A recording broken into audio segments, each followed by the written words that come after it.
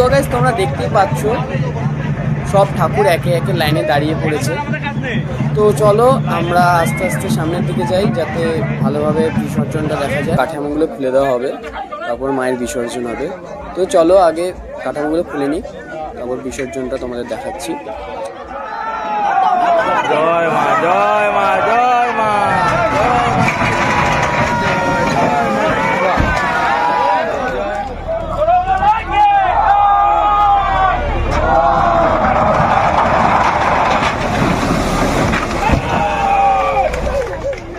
ঠাকুরকে বিসর্জন দেওয়ার পর গাড়িটাকে আস্তে আস্তে তুলে নেওয়া হচ্ছে।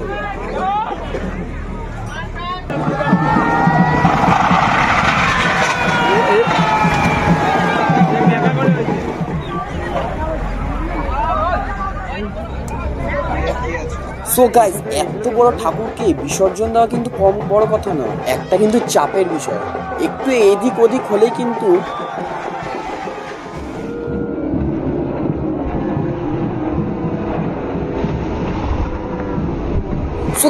একটুর জন্য পারে পড়েনি গাইস, একটুর জন্য, নাহলে কিন্তু আবার এই ঠাকুরকে পুজো করতে হতো। হ্যাঁ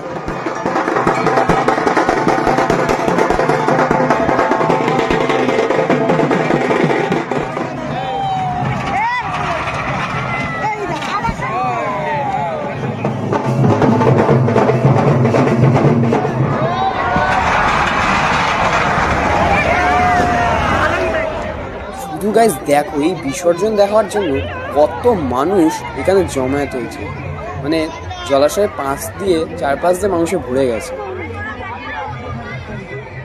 কোন মাথায় উঠে ঠাকুরকে মিষ্টিমুখ করে দেওয়া হচ্ছে দেখো। যাই হোক, ঠাকুরের বিদায় বেলা বলে কথা, মিষ্টিমুখ তো করাতেই হবে।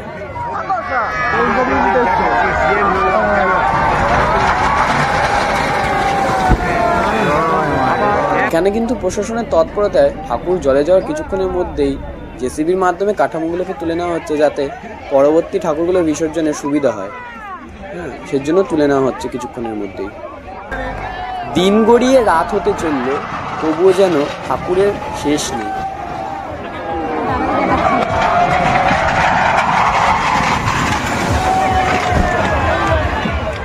দেখো এখনো কত মানুষ বিসর্জন দেখার জন্য দাঁড়িয়ে আছে। দেখো গাইস এখনো পরপর লাইন দিয়ে কত ঠাকুর দাঁড়িয়ে আছে, এক এক করে পাস হচ্ছে, এক এক করে বিসর্জনের জন্য যাচ্ছে।